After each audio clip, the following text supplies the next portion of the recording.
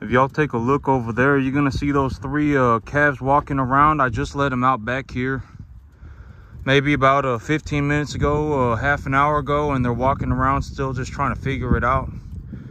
But that big, the one that went in the barn, the big white calf, yeah, he actually weighs about 3 1/4, about 350. He weighs about 350. I got him on the scale.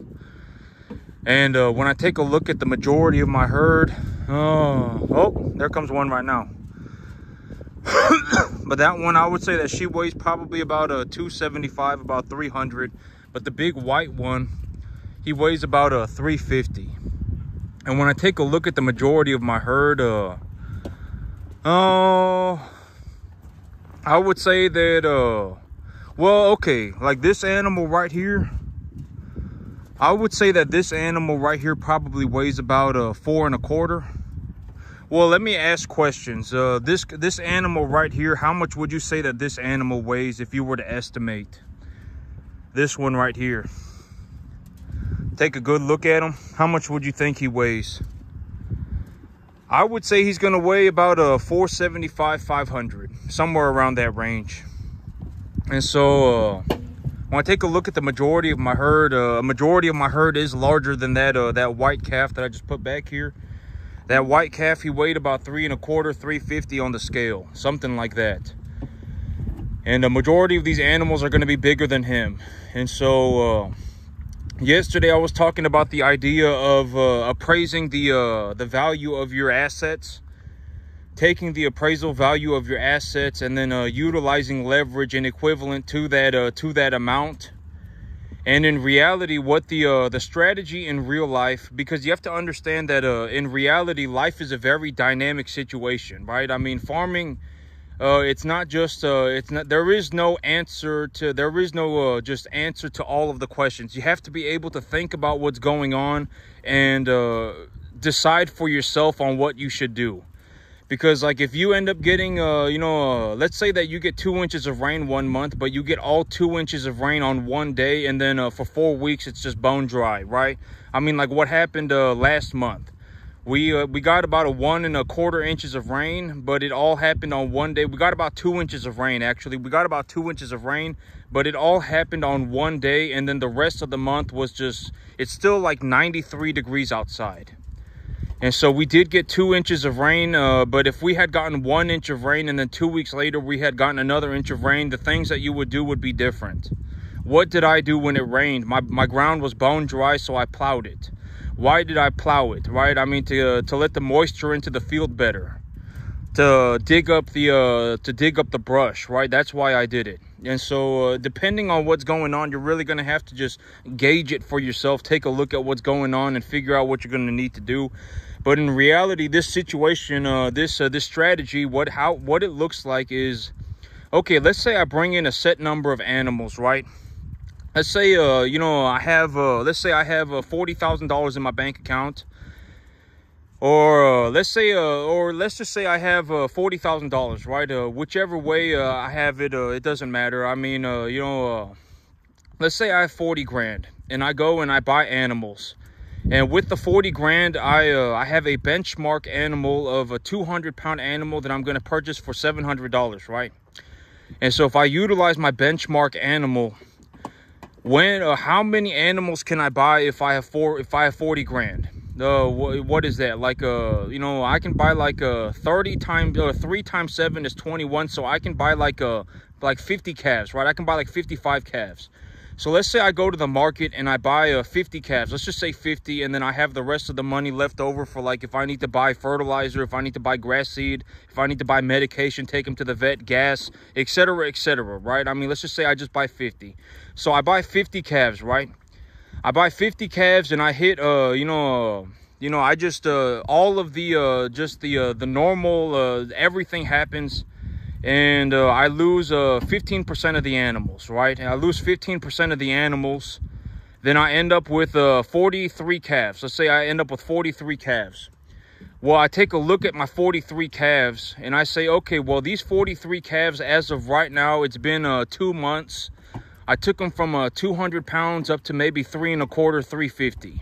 And so I take a look at them and I say, okay, if they weigh 350 right now and I have 40 grand in them, and I have 43 animals, then how much am I net positive, right? How much am I net positive? Oh, well, if I have a 350-pound animal, 90% of them are 1 to 1.5 type medium large frame, and the feeder cattle market is going sideways at 230, 240, then you know, a 350-pound animal is probably worth about $1,100. And so if I have 43, you know, a 350-pound animal is probably worth about you know, $1,000. Let's just say $1,000 to make my life easy. $1,000. So I have 40 grand in them. My animals are worth 43. And so I say, okay, you know, I've had these animals for 2 months. I'm just going to hold on to them for another month. I hold on to them for another month, and they put on 75 pounds apiece. So the average weight of my herd has gone from 3.25 to 400. And at 400, I take a look at my animals and I say, okay, well, what are these animals worth at about 400? Well, they're worth about $1,200, right? Let's just say 11. Well, I mean, but that would mean I only make $100 per, which is, I mean, okay, at 400 pounds, they're going to be worth about, you know, let's just, well, okay, at, well, oh, well, I took the estimate at 3.25, so 400. Well, I mean, yeah, I mean, if I increase their weight by 75 pounds, let's just say, to make my numbers easy, let's just say they're worth $1,100. And so I have a or $1,200, because if I sell them at $550, I usually get about $1,300 for them. I get about $1,200 for them, and so let's just say $1,100, right? Or I guess for a 350-pound animal, you know, $1,000 is more reasonable. So let's just say a 350, 1,000, something like 1,100. But let's just use the number 1,100. So if I have 1,100, they're worth 1,150 a piece. If they're worth 1,150 a piece, and I have 43 of them, then the totality of my herd is worth like you know, 40 whatever, 40. I don't know what's that number. It's gonna be like 4,000. It's gonna be like 48 grand or something, right? $48,000. So it's been you know, 1 month and I've made $8,000, right? It's been 1 month and I've made $8,000. I went from or it's been 1 month and I made whatever, 5 grand, right? 5, 7, 8 grand, something like that. And so I take a look at my herd and I say, okay, so my current herd is 400 pounds and I am net positive $8,000. And so I look at the numbers and I say, okay, well, I don't really want to go and bring in more cattle, so I'm just going to wait 1 more month. And so I wait 1 more month. I take a look at my numbers and I say, okay, my animals now weigh about 475, 500, somewhere in that range. They weigh about 500. Let's just say 500 to make my life easy, because I've been lowballing myself all the way up until now. So I'm going to highball myself one time. I'm going to say, okay, they weigh about 500 pounds. Well, if they weigh about 500 pounds, I'm going to get about probably about $1,250 per animal. And let's say I have 43 animals and, you know, I get $1,250 per animal. Well, then they're going to be worth north of 50 grand, right? I'm netting a positive via an unrealized gain, right? I talk about unrealized gains all the time. Why should you take your earned income and purchase a tax-deductible asset and then appreciate the value of that asset? The reason you do that is now because you're making money via an unrealized gain. So I take a look at the value of my animals, the appraisal value of my animals, and I say, okay, the appraisal value of my animals is like whatever, it's like a 55 grand. So I'm net positive about 15 grand. So I take a look at my situation and I say, okay, well, I'm net positive 15 grand. My animals weigh 500. I can easily appreciate the value of my animals profitably up until they weigh about 800 pounds.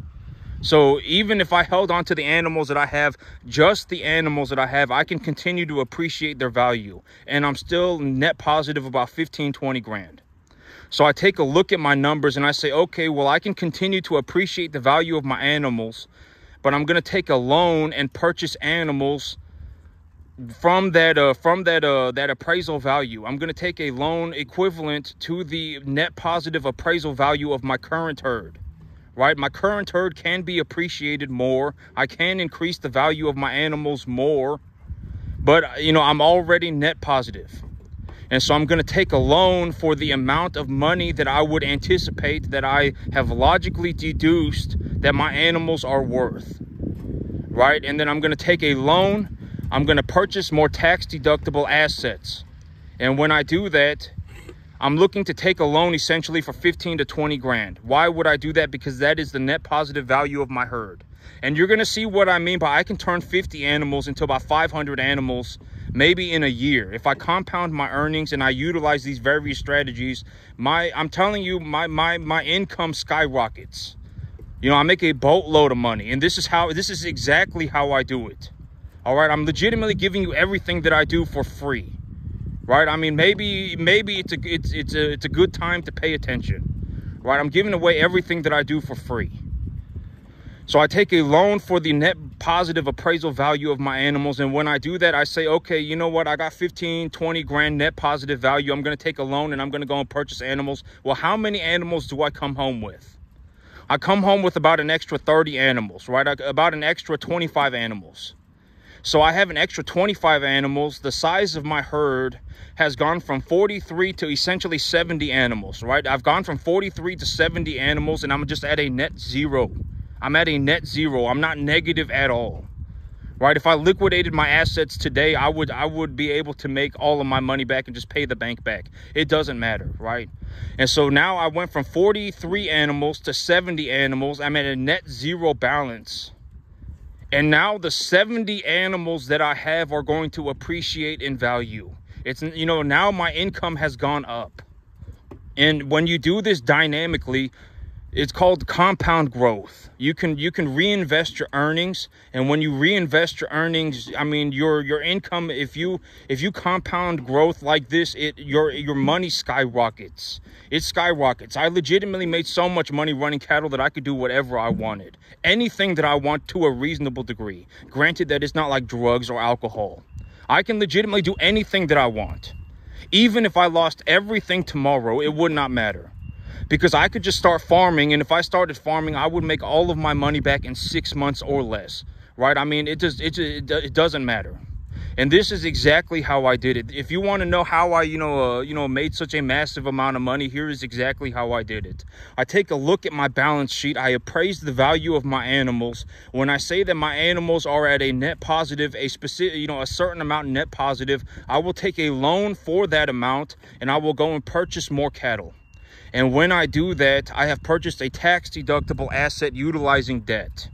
And when I do that, it puts me at a net zero. I'm not even negative. If I wanted to liquidate my assets, if I just wanted the money, I could liquidate my assets whenever I wanted, right? I mean, it's not like I'm holding on to Pokemon cards. It's not like, I'm not holding on to some, I'm not like holding on to some asset that nobody wants. I'm running beef cattle. I have land. People want land and people want beef cattle, right? I mean, it's not like some obscure asset. It's not like I bought some, it's not like I bought some pair of shoes, right? I mean, even a pair of shoes is probably more valuable in terms of how broad of a market is there than a Pokemon card, right? I mean, I bought beef cattle and I bought land. I could liquidate my assets. I can collateralize my assets for loans if I need to. I can legitimately, this is not some obscure asset. And so this is how I made all of my money. How did I generate such a massive amount of money? This is exactly how I did it. I purchased tax-deductible assets with my earned income, and I appreciate the value of my assets. And when I appreciate the value of my assets, I have essentially turned my earned income into a tax-deductible asset, which has now made me money via an unrealized gain. And I can gauge how much money I want to make. If I say I'm making too much money, and I have way too much money, then I can liquidate a portion of my herd and just go and buy a piece of equipment. This is how I made all of my money. You want to know how I make such a massive amount of money running cattle? Here it is. I may legitimately be the most successful cattleman on the entire planet. Here is how I made all of my money. This is how I did it. And so that's what the strategy is going to look like in real life. And imagine this, and this is what I mean by the money is going to, when I utilize these strategies, my money skyrockets and my income tax burdens are nearly zero, right? Because all of my earnings are going to be in an unrealized gain via an asset. All of my earnings, like 99.999% of my earnings are going to be unrealized gains in my assets. I do not have to realize the gains until I want to. I can just liquidate the animals, and when I liquidate the animals, I have realized the gains. But if I don't want to realize the gains, I don't have to. I can just hold on to the asset, and when I deem that, like, if I ever end up, when I end up in a situation where I'm like, I have way too much money, and I don't want to have to go to the sell barn and buy 1,000 cattle. I don't want to do that. Then what can I do? I can liquidate a portion of my herd and just buy a piece of equipment, right? I mean, I've talked about this, right? That's the big idea. And so, this is how, I take and imagine this. This is actually what it's going to look like. This is what I mean by it's a dynamic situation. Let's say I have 43 animals. I'm net positive 15, 20 grand on the 43 animals. I take a loan for 15, 20 grand. I come home with 70 animals. Now I'm at a net zero. And now that I have 70 animals that are appreciating in value. Well, how much will I anticipate that I make per animal a month? If I have 70 animals, it's going to be like a net positive of 10, 15 grand a month, right? I mean, it's going to be like net positive $10,000, $15,000 a month.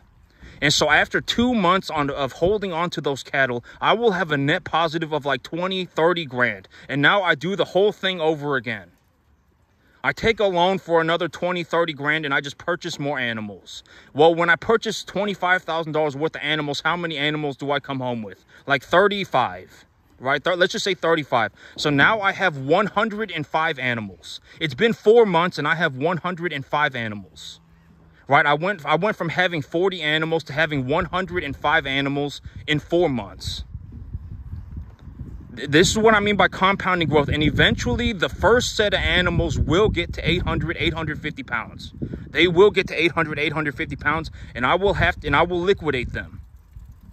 Right? And so this is what I mean. I mean, the money compounds very quickly, and this is how I made all of my money. This is how I made my money. You want to know how I did it? How did I get to like the top 0.00001 percentile of the entire U.S. economy running beef cattle on a 10.5 acre farm? Here is how I did it. I did it by the utilization of tax-deductible assets. I took tax-deductible assets and I appreciated the value of the asset. And when I did that, I was able to make money via an unrealized gain. And I did not have to realize my gains until whenever I wanted. And I could gauge my earnings for however much money I wanted to make. And if, and that's how I did it. That's how I got to this point. Right? I started off with like 5 cows. I started off with like 5 cattle. And that's how I did it. I take a look at my balance sheet, appraise my animals, make a reasonable estimate for the value of my animals, determine if I am net positive. And if I am net positive a certain amount, I will take a loan for that amount and reinvest that money into my animals. I will go and purchase more animals. And if you take a look at it in terms of a dynamic situation, what that turns into is me with 40 cattle. I can turn 40 cattle into 100 cattle in 4 months. And I will still not be negative anything. I will just be net zero. And if I ever need money, I can just liquidate 2 or 3 animals. This is what I've talked about in the past. There is no reason to sit around with $100,000. There's no reason to do it. Unless you have like a freaking helicopter private jet. I mean, me, like if I have $5,000 in my bank account, I'm not worried about money at all. Because, I have $5,000 cash, and if I need more money, I can just liquidate some assets. It's not that big of a deal. Right? There's no reason to sit around with large amounts of money. It's not going to do anything. Right? The money's not going to do anything. If you have $100,000 right now, it's going to be $100,000 in 6 months. It's going to be $100,000 in 10 years. It's going to be $100,000 forever. But if you take that money and you purchase a tax-deductible asset and then you appreciate the value of that asset, you can actually grow your money and not pay taxes on the earnings. Right? And if you have too much earnings, you can go and you can invest into something else. And if you invest, well, boom, congratulations. Now you have a tax-deductible asset again. And this is how I made my money.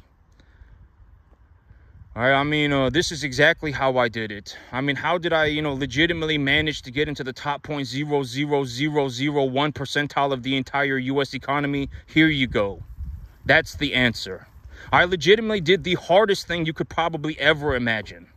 Farming is something that it's almost a 0% success rate. Almost zero. Almost nobody makes it. I have not seen one person to this day even get to the 10% mark. And I managed to make all of this money on a 10.5-acre field running commercial cattle. You know, I mean, it was, you know, I don't know anybody that's even managed to do 10%. And so, you know, and nobody, and I've talked about this, but nobody legitimately, there was zero people that made, you know, that was like, you know, it's not like when I was growing up, I didn't, you know, turn on a YouTube channel and there was a guy who was like, you know, I may legitimately be the most successful farmer on the entire planet by a long shot. I might be. And this is exactly how I did it. Nobody did that for me, and I still made it. And I still made it to this degree.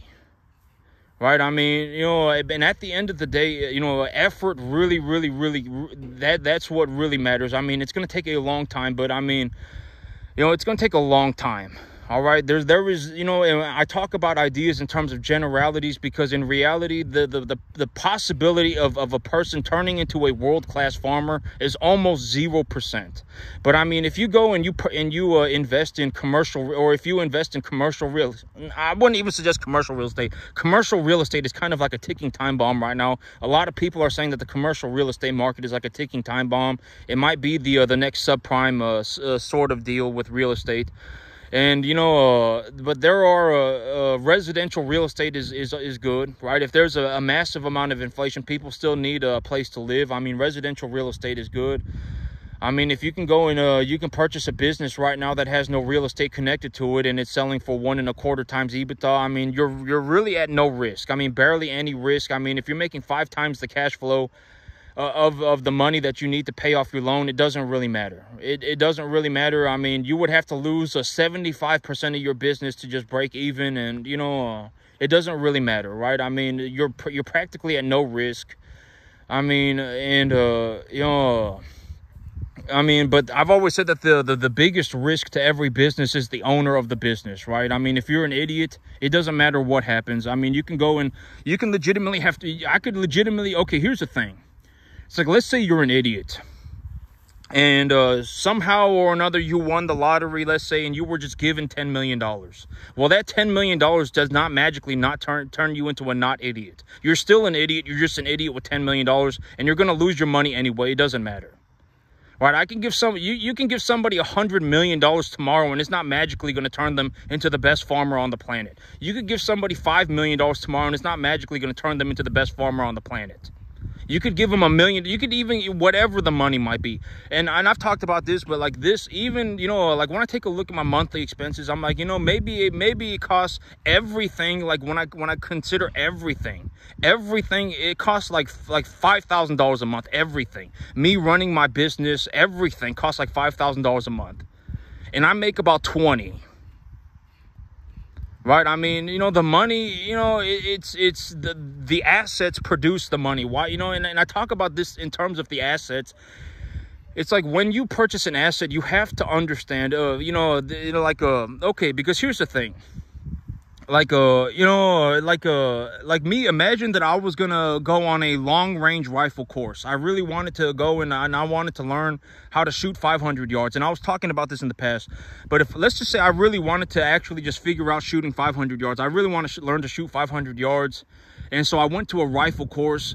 I would be able to put a round on 500 yards probably on the first shot if I had a guy who knew what he was doing and spotting my shot. If he was looking over my shoulder and telling me exactly where to put it, I could probably hit the shot on the first time, right? On the first try. And it's the same thing with money. It's the same thing with everything. You know, like if you find somebody who actually knows what they're doing, and they tell you this is exactly how, you know, where to put it. This is exactly where you should put it.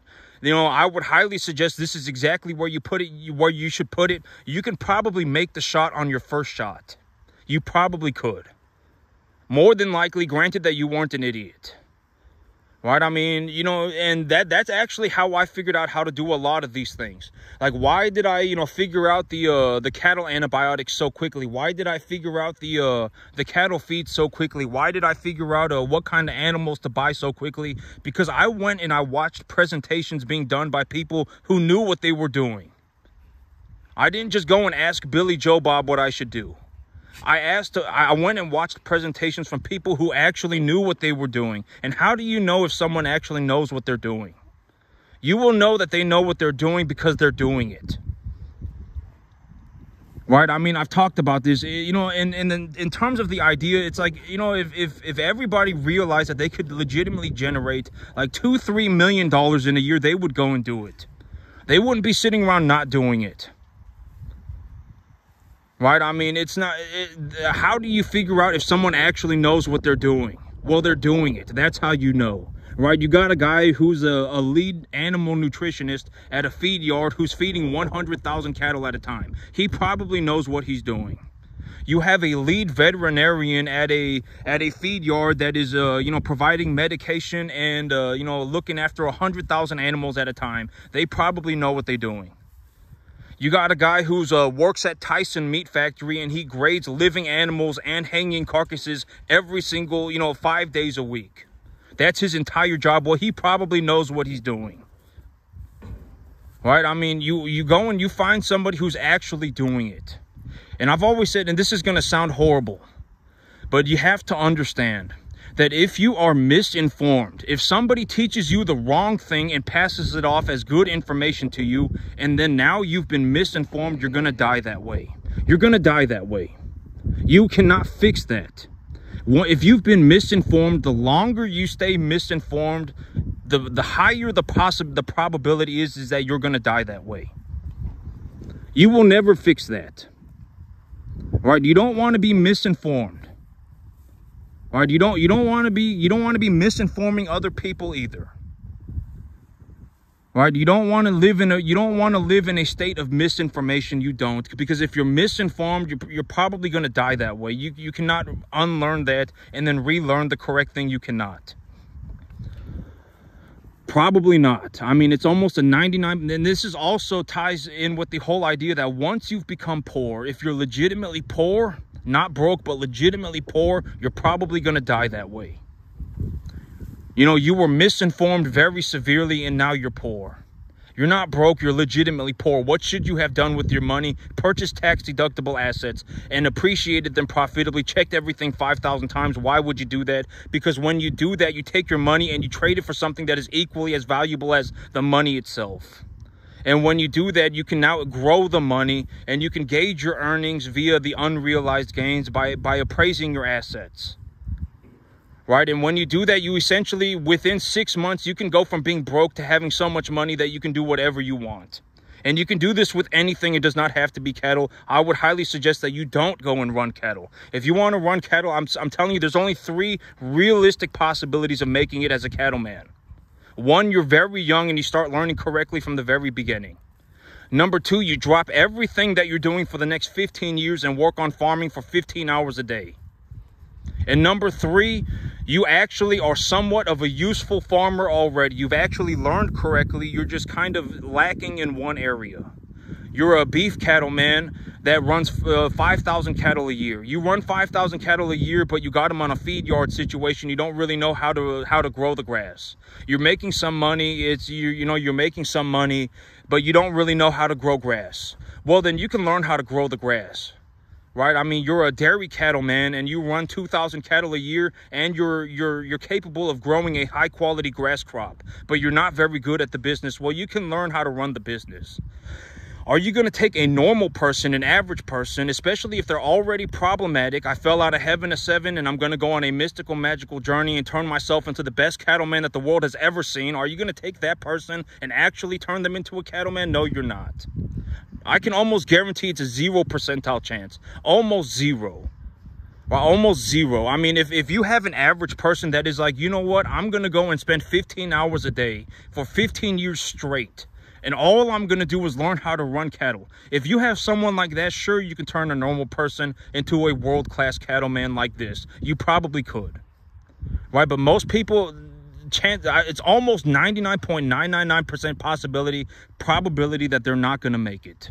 The chances of someone making it in the cattle business is borderline 0%. I'm the only one that made it from my understanding to this degree.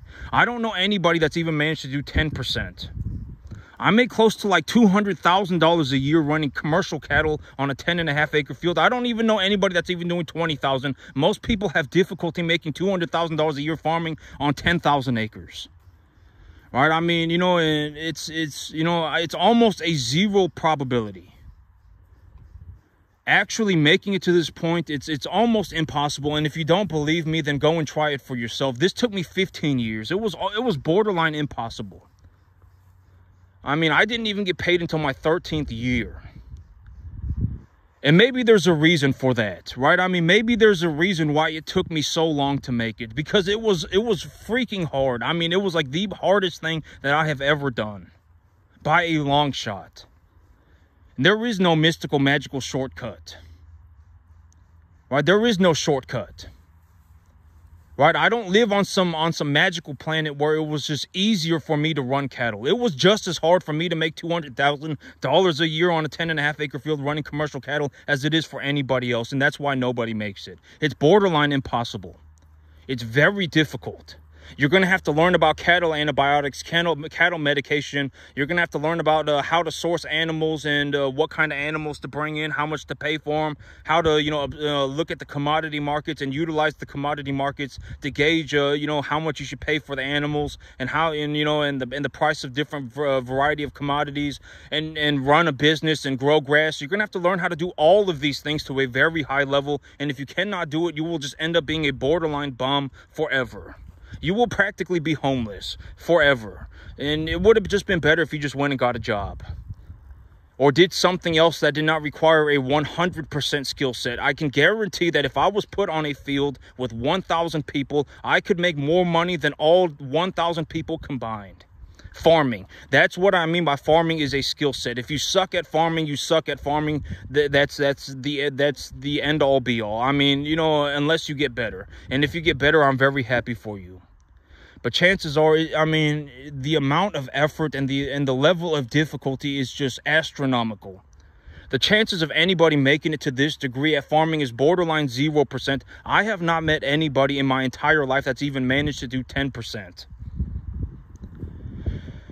And, and I'm telling you, this is how I do everything. The idea of, the utilization of assets to store your wealth and, how I utilize debt and, the compounding of growth. And I can turn 40 animals into 100 animals in 4 months. And, if I have 100 animals and I'm, calculating the appreciation value on those animals and the 40 animals that I started off with are practically ready to go to market. They went from 500 to 850. I mean, it turns into an astronomical amount of money very fast. That's what happens when you start compounding 70% growth every 10 months. It takes me about 9 months to make about 75% return on my money. And when you compound that, it turns into a massive amount of money very quickly. But I'm already saying that at about, me, from what I have seen, at about $8,000 or $9,000 a month, I can already start effectively doing anything that I want. Once your income hits about $8,000 or $9,000 a month, you can do anything that you want, practically to a reasonable degree. Granted that you're not going to go and do a bunch of drugs, or you're going to go and drink a bunch of alcohol, or you're going to go and gamble money. You can effectively do anything that you want. You want a nice truck? Well, you can buy a nice truck. You want a nice house? Well, you can buy a nice house. You want a piece of land? Well, you can buy a piece of land. Once you start making $8,000 or $9,000 a month, you can effectively do anything. You can buy 99.999% of anything on the entire planet, short of like a yacht, a helicopter, a private island. I mean, short of anything like that, you can buy effectively anything. Once you start making about $100,000 a year, you can effectively buy anything. Granted that you don't go and act like an idiot, you can buy anything. Short of drugs, alcohol, gambling, you can effectively buy anything. Like if you want to go and buy yourself an F-150, F-250, F-350, go for it, knock yourself out. You want to go and buy yourself a nice house, go for it, knock yourself out. I mean, a $250,000 loan, farmland, $250,000. And I've already been talking about this, but we went through the exercise together, and I said go on Google right now and type in mortgage calculator on the internet. And if you go on Google and you type in mortgage calculator on the internet, and let's say you take a loan for $300,000 on a 6.5% interest, 7% interest for 20 years, then you're paying like $2,000 a month, right? I mean, and it's like if you really want it, and it's like if you bought that $250,000 thing and then you paid it all off, you were making $100,000 a year and you managed to pay that all off. Let's just say you paid off your entire property in 3 or 4 years. and you still lived comfortably, and you sold that property, it was worth $250,000, and then you used the $250,000 that you have in equity to buy yourself a $500,000 property. Well, you can go and buy yourself a $500,000 property, use a 50% down payment from the equity that you had on your previous property. You know, you can tax defer your money, and then boom, congratulations, you bought yourself a $500,000 piece of property for $2,000 a month. Right? And I've already been talking about the big idea of the rates, right? I've been talking about this, but you know, rates are probably going lower. And so if you what I would highly suggest doing right now, and this is not financial advice, this is whatever, this is what I'm doing. When I take a look at the overall economy, the real estate market, where do I think interest rates are going? What do I think is the right move? Here is what I see.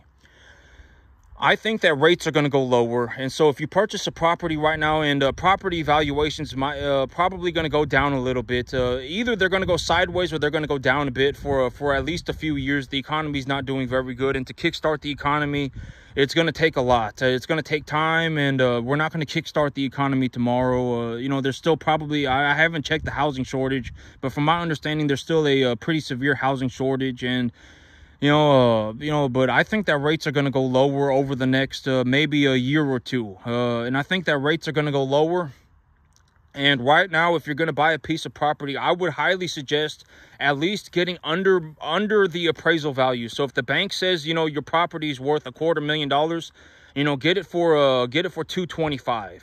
And get it for $225,000. And if you get it for $225,000 and you hold on to it, and your property goes down in value a little bit from, let's say, $250,000 to $225,000 over the next 5 years, you know, you didn't make any money on the property via the appreciation value, but you are still holding equity in the property, and if you needed to access the money, like in 5 years or so, you could refinance your loan. You could lower your rate. And so that's another way that you can make money. You could refinance it. Right now might be a good, opportunity to think about the possibility of a refinance. You might be able to refinance your property in 2, 3, 4, 5 years. If you really needed access to the money, or if you needed to, whatever, lower your monthly payment, etc., whatever. I mean, refinancing right now might be a legitimate strategy for the next 5 years. You might be able to pull it off if you buy a piece of property right now. And so that's something that could be done too. And that's it for me today, YouTube. Y'all have a good one.